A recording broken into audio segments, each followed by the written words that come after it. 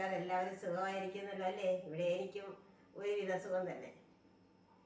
പിന്നെ നിങ്ങൾ ഓരോരുത്തരും എന്നോട് കാണിക്കുന്ന സപ്പോർട്ടിന് ഞാൻ ആദ്യമേ തന്നെ നന്ദി പറഞ്ഞു കൊള്ളുന്നു.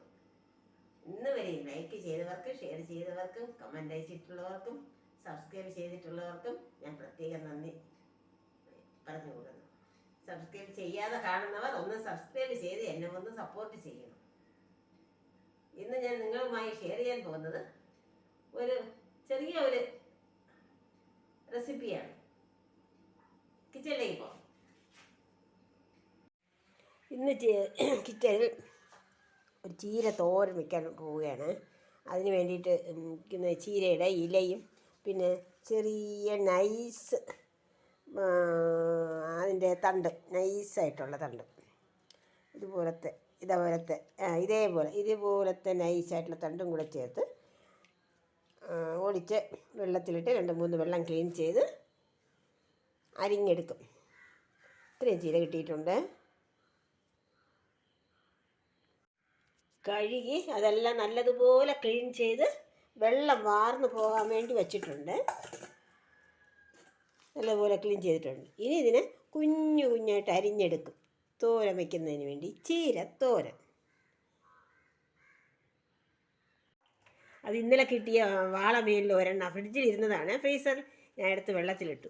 അതും കൂടെ ഒന്ന് ക്ലീൻ ചെയ്ത് പറ്റുമെങ്കിൽ ഇന്ന് 2 പീസ് ഫ്രൈ ചെയ്യാം. എന്തൊരു ടേസ്റ്റായിരുന്നെന്നോ ഇന്നലെ. അത് ഭയങ്കരമായ ടേസ്റ്റ്, ഒരു രക്ഷയുമില്ല. ഞാനതിനെയും കൂടി ക്ലീൻ ചെയ്യട്ടെ.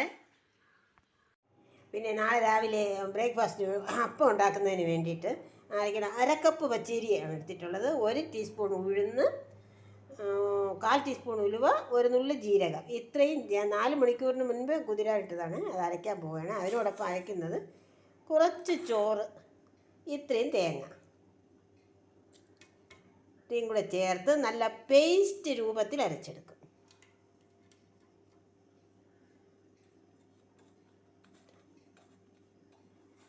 സോഡാപ്പൊടിയൊന്നും ചേർക്കത്തില്ല. ദോശമാവ് ചേർക്കും അതിന് പകരം. നന്നായിട്ട് വരും. അപ്പം ഞാൻ അരച്ചെടുക്കട്ടെ. അങ്ങനെ അത്ര ചീരയും അരിഞ്ഞെടുത്തു. പിന്നെ അതിൻ്റെ തണ്ടുകളൊന്നും എടുത്തിട്ടില്ല. അതിൻ്റെ ഇല മാത്രം തോരൻ വയ്ക്കുന്നതാണ് രുചി കൂടുതൽ. ഇതെല്ലാം ഞാൻ വയ്ക്കുന്നില്ല, പകുതി നാളത്തേക്ക് ഫ്രിഡ്ജിൽ വയ്ക്കാൻ പോവുകയാണ്. ആ മീനും ക്ലീൻ ചെയ്ത് ഫ്രിഡ്ജിലാക്കി, അതും നാളെ. ഇനി ചീര തോരൻ വയ്ക്കട്ടെ. അങ്ങനെ അതിൻ്റെ പകുതി എടുത്ത് ചീരത്തോരൻ റെഡിയാക്കി. മതിയല്ലോ, എനിക്ക് മാത്രം ധാരാളം മതി. അങ്ങനെ ചീരത്തോരൻ റെഡിയാക്കി.